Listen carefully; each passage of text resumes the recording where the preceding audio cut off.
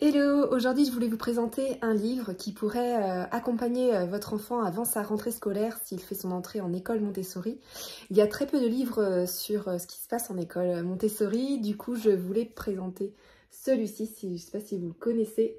Je vais orienter différemment mon téléphone pour que vous puissiez découvrir ce livre avec moi. Alors, je pense que ce qui est déjà intéressant à découvrir dans le choix de ce livre, c'est que c'est une histoire qui a été conçue par une éducatrice Montessori formée à l'ISMM, qui est du coup certifiée par l'Association Montessori Internationale, là où j'ai moi-même fait la formation AMI. Donc voilà, c'est vraiment fidèle à ce qui existe en école Montessori. Donc moi j'aime beaucoup l'illustration. Et sinon, c'est parti, on va découvrir l'histoire ensemble.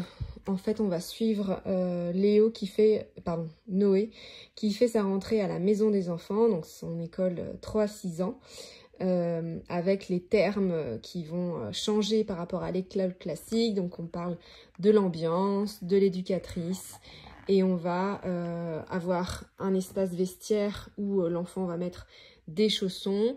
Voilà, il y a tout un espace pour qu'il puisse ranger ses affaires, se retrouver, s'orienter avec sa photo, poser le doudou, la tétine. Et effectivement, même l'éducatrice a des chaussons. C'est pour ça aussi que j'ai choisi ce métier, pour passer mes journées en chaussons. Un grand critère de choix dans ma reconversion. Et voici donc l'installation dans la salle. On a à la fois du matériel de langage, sensoriel, on a des tapis au sol qui respectent les couleurs. On a ici une petite fille qui s'occupe d'activités de vie pratique.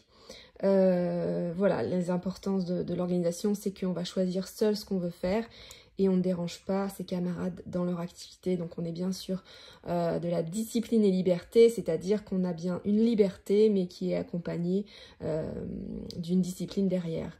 Et ça c'est vraiment important de le savoir, parce que parfois Montessori c'est associé à beaucoup trop de flexibilité alors qu'il y a vraiment une discipline qui est pensée. Donc on va voir les apprentissages poussés, comme là le nom des oiseaux à travers des images, des photos représentatives. Voilà. Ensuite, la pause déjeuner. Alors ici, il y a une assistante anglaise. Il faut savoir que c'est assez rare. En fait, c'est très dur de trouver quelqu'un de formé Montessori et bilingue, parce qu'on essaye de prendre des gens bilingues, puisque l'oreille de l'enfant ne se trompe pas. Donc là, c'est super. Il y a une assistante anglaise qui va accompagner les enfants pour toutes les activités autres que les présentations de matériel. Donc ici, pourquoi pas la préparation d'un snack. Voilà, elle leur donne des légumes. Et on voit ici Noé qui a une petite faim, qui s'installe sur sa table, et puis son copain qui vient lui montrer où il en est dans son travail. Voilà, il partage, et puis on va l'orienter vers ensuite une présentation d'activité. Donc on voit vraiment le mouvement des enfants qui, en autonomie, vont ranger leur matériel, vont essayer d'en choisir un autre, se concentrent pour écrire. Voilà, chacun est sur sa tâche qu'il a choisie. Et voilà. Et puis là, on a une présentation d'activité avec l'éducatrice à la droite de l'enfant qui observe l'enfant, qui est plutôt dans la retenue, et c'est l'enfant qui va exercer son travail de la main, de se concentrer, etc. Voilà. Donc moi, j'aime beaucoup le choix du matériel qui est très délicat, très joli. Voilà, c'est exactement ce qu'il y a dans la formation AMI. Donc c'est vraiment agréable de le revoir aussi précisément dans un livre.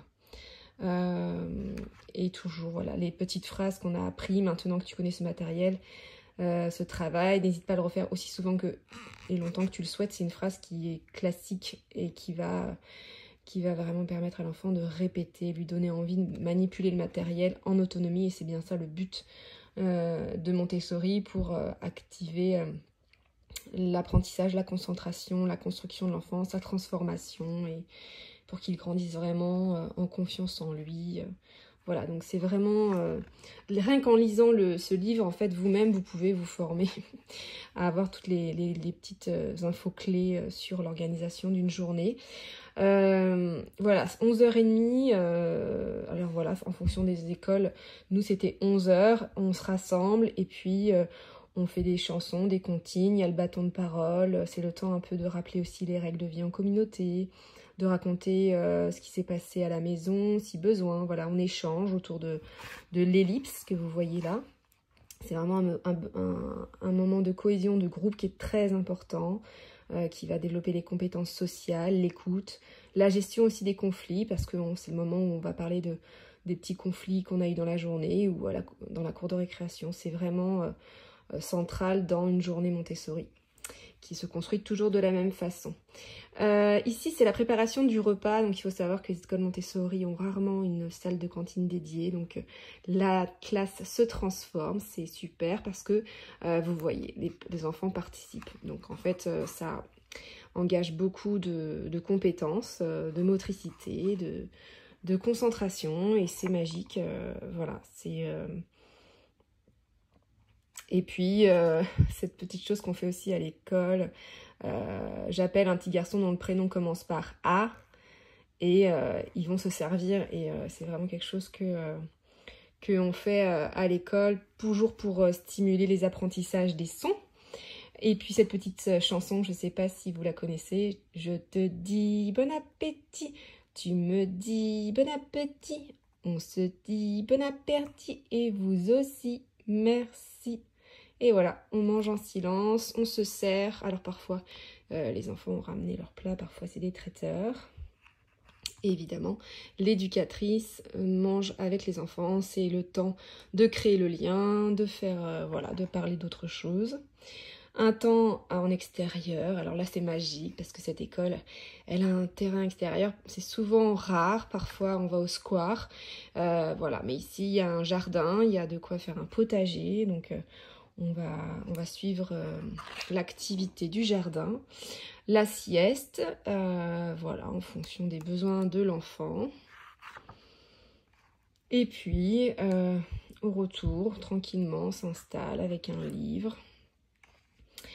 Et là, le grand travail continue. Ici, on a une activité sur le système décimal, les opérations. Ça demande une grande installation et on peut travailler à plusieurs pour les enfants à partir de 4-5 ans. Donc ça, c'est super. À côté, une petite fille a renversé de l'eau, mais il n'y a pas de problème parce qu'elle va apprendre à nettoyer seule et petit à petit. Elle n'aura plus besoin de l'éducatrice pour l'accompagner, parce que là, ça peut être le début d'année, mais ensuite, elle pourra aller chercher sa serpillière seule et ranger et nettoyer comme... voilà, grande autonomie, une grande fierté de ne pas devoir tout le temps demander de l'aide à l'adulte et de aussi réparer les erreurs qui permettent d'apprendre, en fait. Et voilà, Noé qui fait sa tour rose. Un petit temps d'atelier anglais. Ici, on a la ferme, un matériel connu pour enrichir le vocabulaire. Toujours intéressant aussi de faire des jeux de moteur, un peu comme ça. Et puis, le temps de retour de maman. Voilà, donc vous avez l'organisation d'une journée Montessori avec la mise en place du matériel, du développement de l'autonomie, le lien qui se crée avec l'éducatrice, la relation entre les enfants. Donc voilà, je le trouve super. Je ne sais pas si vous le connaissez et ben voilà, n'hésitez pas à me partager votre avis. En tout cas, je pense que je vais le présenter dès que possible à Anna pour préparer sa rentrée de vendredi. Voilà, à très vite.